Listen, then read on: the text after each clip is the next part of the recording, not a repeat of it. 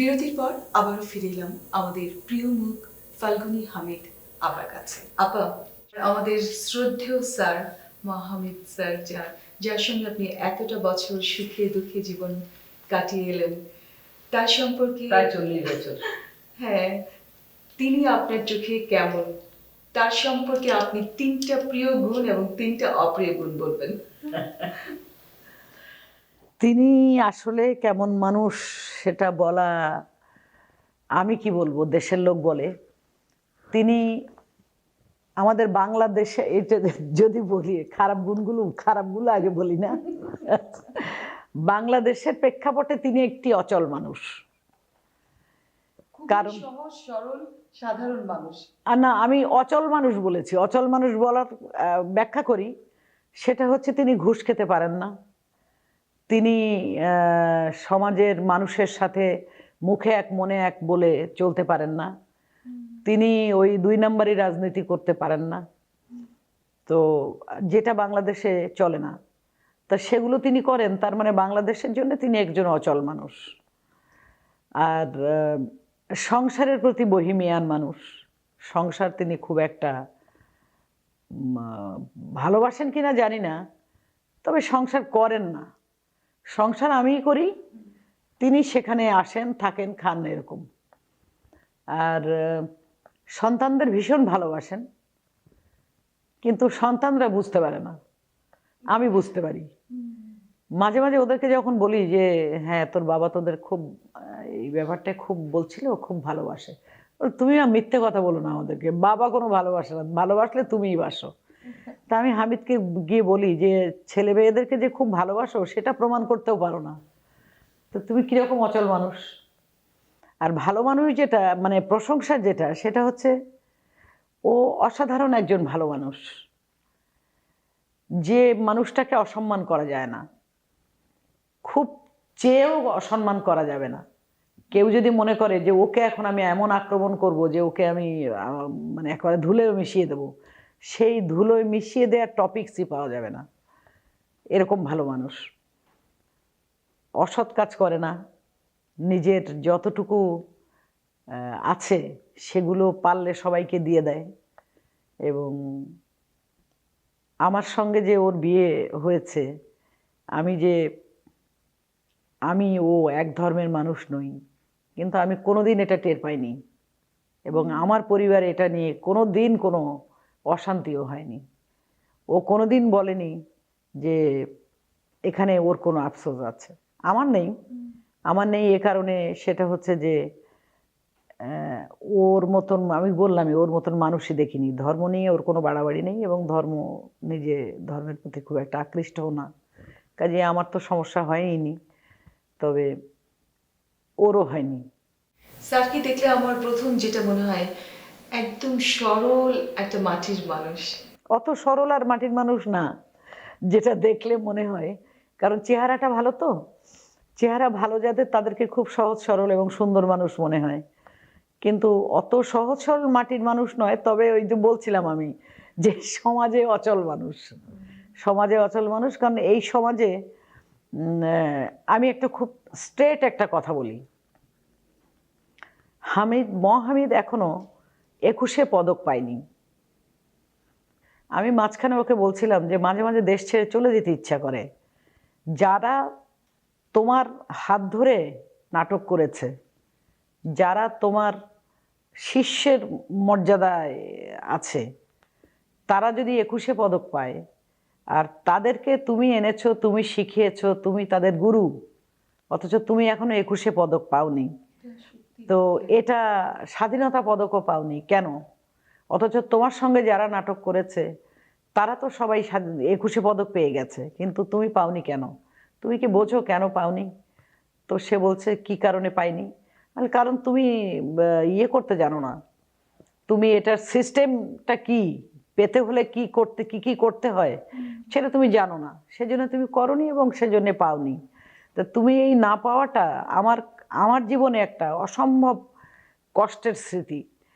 আর ওর সেটা কতটা কষ্ট হবে, কারণ ওই আমাদের দেশের স্বাধীনতার পর যদি আমাদের এই গ্রুপ থিয়েটার আন্দোলন কারোর হাত ধরে এসে থাকে, সেটা হামিদ। ছাত্র রাজনীতি থেকে সেই নাটক শুরু করেছে, অথচ তার মূল্যায়ন হয়নি। তা আমি বলেছি যে তুমি যদি 21শে পদক এরপরে কখনো তোমাকে দেওয়া হয়, তুমি রিফিউজ যদি না করো, তা আমি তোমাকে ডিভোর্স দিয়ে চলে যাব। তোমাকে ওটা রিফিউজ করতে হবে, তুমি বলবে যে আমি 21শে পদক নেব না বা স্বাধীনতা পদক নেব না। কারণ তোমার থেকে অধস্তন যারা, তারা এগুলো পেয়েছে, এবং যারা পাওয়ার যোগ্যতা নেই এরকম অসংখ্য লোক এই পদকগুলো পাচ্ছে প্রতি বছর, আর সেখানে তুমি পাওনি। সত্যি মনটা খুব খারাপ হয়ে গেল এই কথাটা শুনে আপা। হ্যাঁ, এই কথাটা আমি ওকে বলেছি এবং আমি সেটা বললাম আর কি। তাহলে অন্য প্রসঙ্গে চলে যাই। কে বেশি রোমান্টিক, স্যার না আপনি? ওই হবে, কারণ আমি তো একটু ইয়ে লোক, মানে আমি তো একটু তেরা এবং শান্ত, এবং আমি মিশতে পারি না। ও আবার মিশতে টিশতে পারে, বেশ ভালো জমিয়ে গল্প করতে পারে, আড্ডা দিতে পারে। আমি পারি না, আমি পারলে একা একা টাইম নেই, ঘরে শুয়ে থাকি। কে বেশি রাগ করে, উনি না আপনি? উনি। আমি রাগ করতেই পারি না। আমার রাগ হলে আমি তার সাথে কথা বলা বন্ধ করে দিই, ঝগড়াও করতে পারি না। আপা, যেহেতু আপনি অনেক লিখেন এবং বাংলা ভাষার উপর আপনার অনেক দক্ষতা, আপনাকে আমি কিছু শব্দ বলবো, বাংলা শব্দ বলবো, আপনি আপনার মনের মতো ইচ্ছে মতো সেটা বলবেন, সেটা বিশ্লেষণ করবেন। একটা হচ্ছে সমালোচনা।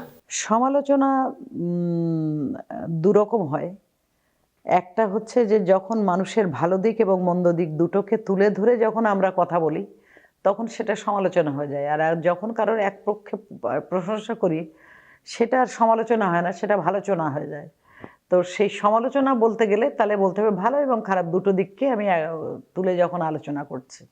সম্মান, যে যে জিনিসটা আপনি একটু আগেই বলছিলেন। সম্মান আসলে জোর করে পাওয়া যায় না। সম্মান মানুষকে মানুষ অটোমেটিক্যালি করে। যে মানুষ সম্মানী তাকে সম্মান করে। যেমন আমি একটু আগেই বলছিলাম, মহামিদ স্বাধীনতা পদক পায়নি, মহামিদ 21শে পদক পায়নি, কিন্তু যারা 21শে পদক পেয়েছে তারা যখন কোনো অনুষ্ঠানে যায়, আর সেখানে মহামিদ যখন কোনো অনুষ্ঠানে যায়, তখন মহামিদকে নিয়ে যে নাচানাচি হয় এবং মহামিদকে নিয়ে যে সম্মানটা দেখানো হয়, তাদেরকে নিয়ে ওটা দেখানো হয় না। মানুষ ওকে সম্মান দিয়েছে, রাষ্ট্র ওকে সম্মান দেয়নি। বন্ধুত্ব। বন্ধুত্ব খুব পবিত্র জিনিস। বন্ধুত্ব একটা ছেলে একটা মেয়ের মধ্যে হতে পারে, একটা মেয়ে একটা মেয়ের মধ্যে হতে পারে, একটা ছেলে একটা ছেলের সাথে হতে পারে, কিন্তু সেই বন্ধুত্বটাকে রক্ষা করা কঠিন। বন্ধুত্ব থেকে অন্য কোনো সম্পর্কে টার্ন করে যায় যদি একটা ছেলে একটা মেয়ে বন্ধুত্ব হয়। কিন্তু আমি বিশ্বাস করি যে বন্ধুত্ব যদি হয় প্রকৃত, তাহলে সেটা কোথাও টার্ন করবে না, সারা জীবনই ওরকমই থাকবে, বন্ধুই থাকবে। একজন জহির রায়হান। একজন জহির রায়হানকে অ্যানালিসিস করা আমার জন্য কঠিন, করতে পারবো না, কারণ তিনি অনেক বড় মাপের মানুষ ছিলেন, অনেক সম্মানী লোক এবং অনেক কোয়ালিটি লোক ছিলেন। মানে উনি চলচ্চিত্র নির্মাণ করেছেন যেগুলো, সেগুলো নিজে লিখেছেন, নিজে পরিচালনা করেছেন, গান রচনা করেছেন, মানে অসাধারণভাবে তিনি করেছেন। কিন্তু আশ্চর্য হচ্ছে, আমার কেন যেন আমি দেখেছি হয়তো খুব ট্যালেন্টেড লোক যারা, তাদের হয়তো চারিত্রিক বিষয়গুলো একটু প্রবলেম হয়। যেমন জহির রায়হান নিজেও অনেকগুলো বিয়ে করেছেন, প্রেম করেছেন, কিন্তু আমার কাছে মনে হয়েছে যে এগুলো উনি করেছেন, ওনার মেধার এত দিক প্রসারিত ছিল যে সেই মেধার কারণেই এদিকটাও প্রসারিত ছিল, যেটা তিনি করেছেন। আমি ওনার জন্য এই জিনিসটা ক্ষমা করে দেওয়া যায়, এবং তারপরেও ওনার জন্য আমাদের যে সম্মান এবং শ্রদ্ধা কোনোটাই কম নেই এবং কমে না। সবশেষে বাংলা নাটক। বাংলা নাটক তো এরকম দুটো কথাই বলা যাবে না। মানে বাংলা নাটক নিয়ে বলতে গেলে তো একদিন একটা সেশনই বাংলা নাটক নিয়ে কথা বলা যাবে। তো আসলে বাংলা নাটক যেটা, সেটা হচ্ছে যে আমরা বাংলা নাটক করছি অল্প করে, যেটা বলছেন আপনি, সেটা হচ্ছে যে আমরা বাংলা নাটক করি, বাংলাদেশে বাংলা নাটক আমরা করছি, আমরা অনেক অনুবাদ নাটক করছি, মৌলিক নাটক তো আমরা কম পাই। আমরা আমাদের দেশে হাতে গোনা কয়েকজন আছেন যারা মৌলিক নাটক, বাংলা নাটক লিখেছেন বা লিখছেন। এমনি যখন রবীন্দ্রনাথের নাটক, আমরা নজরুলের নাটক এগুলো যখন করি, তো শরৎচন্দ্রের নাটক এগুলো মৌলিক নাটক। আর এমনি মমতাজউদ্দিন আহমেদ লিখেছেন, মমতাজ স্যারের নাটকগুলো আমাদের দলও করেছে, মৌলিক নাটক করেছি বাংলা। আমাদের বাংলা নাটকটা অনেক রিচ মনে হয় আপনার কাছে? বাংলা নাটক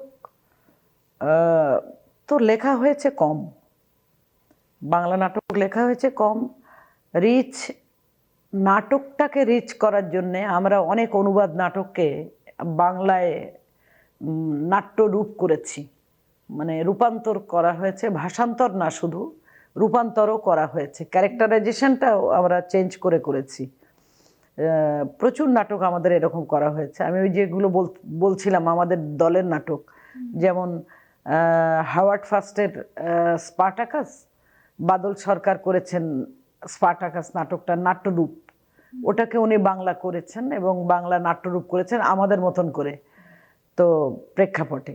তারপরে জাঁ পল সার্তের নাটক, যেটা ওই আমি বলছিলাম যে আমার খুব প্রিয় নাটক, সেটার নাট্যরূপ এবং ওই আমাদের মতন করে নাটকায়িত করা যেটা, সেটা করেছিল হামিদ এবং ডিরেকশনও দিয়েছিল। তো এরকমভাবে করা হয়েছে। বাংলা নাটক লেখা কঠিন, বাংলা টেলিভিশন বা ফিল্মের জন্য লেখা খুব সহজ। যেমন আমি প্রায় 1000-এর উপরে নাটক লিখেছি, কিন্তু মঞ্চে আমি 3টে নাটক লিখেছি। 2টো আমি লিখেছি আপনার নিজস্ব নাটক মৌলিক, আর একটা হচ্ছে ওটাও মৌলিক, কিন্তু ওটা রবীন্দ্রনাথের একটা ছোট্ট গল্প অবলম্বনে, সিদ্ধি গল্প অবলম্বনে নাট্যরূপ করেছে আমি আর আমার এক বান্ধবী ক্ষমা চক্রবর্তী, ও আর আমি, আমরা দুজনে মিলে ওটা নাট্যরূপ করেছিলাম, ওটা আমি ডিরেকশন করেছিলাম।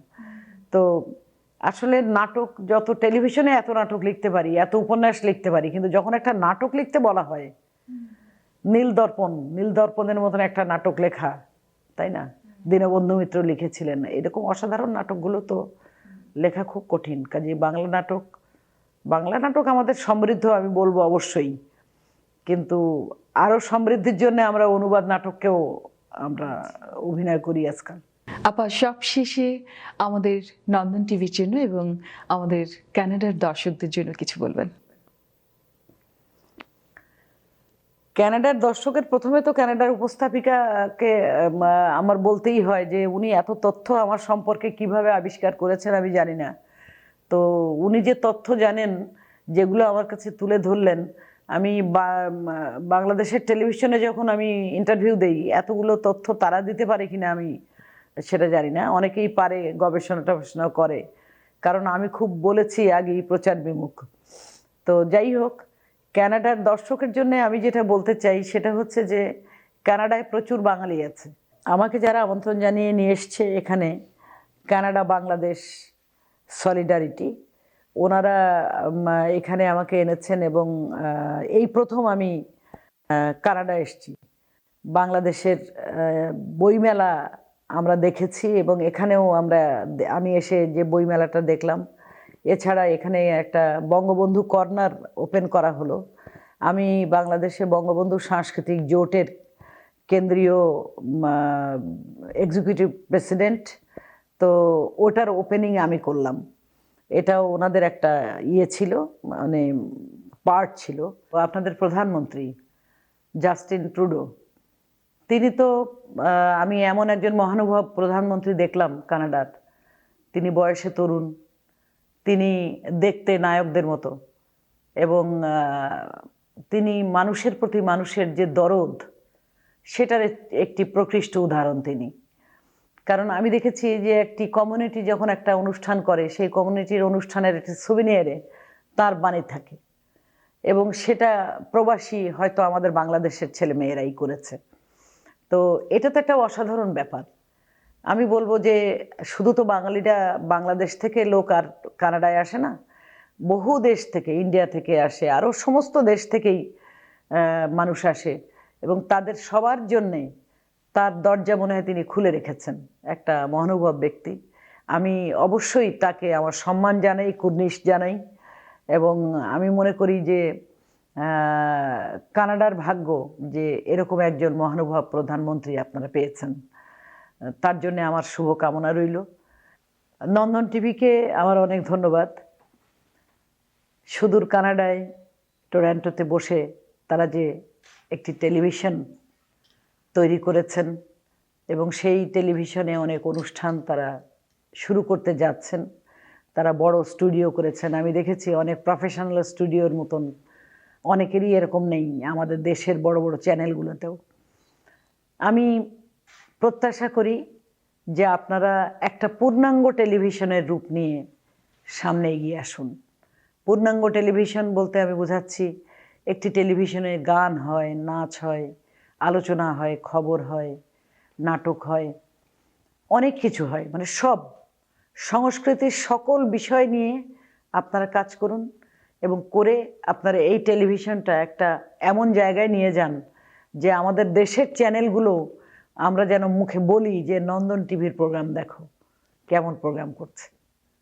আপনাদের জন্য আমাদের অনেক অনেক শুভেচ্ছা এবং আমি আমার নিজের পক্ষ থেকে বলি যে আমি খুব আশাবাদী নন্দন টিভি হয়ে উঠবে এমন নান্দনিক যে সেই নন্দন টিভির নান্দনিক প্রোগ্রাম দেখে সবাই উচ্ছ্বসিত হবে। আপা, আপনাকেও অনেক অনেক অসংখ্য ধন্যবাদ। ভীষণ ভালো লাগার মধ্যে সময়টা পার হয়ে গেল। তো আমাদের আজকের আড্ডা উইথ বাবুর স্মৃতির জন্য আপনার সাথে একটা সেলফি তুলে রাখতে হবে। শিওর। সুধী দর্শক, সুনীল গঙ্গোপাধ্যায় বলেছেন, বাংলাদেশের মানুষ যেখানেই গিয়েছে সঙ্গে করে নিয়ে গেছেন বর্ণমালা, বাংলা বর্ণমালা। আমাদের গুণী শিল্পী ফাল্গুনী হামিদ, যার নাম বাংলা সাংস্কৃতিক অঙ্গনে আজীবন থেকে যাবে, যাকে দেখে আমরা অনুপ্রাণিত হই, যাকে দেখে আমরা অনেক কিছু শিখতে পারি, তার জন্য রইল অনেক শুভকামনা। আবারও দেখা হবে খুব শীঘ্রই কোনো প্রিয় আড্ডায়। সেই পর্যন্ত ভালো থাকবেন, নন্দন টিভির সঙ্গে থাকবেন।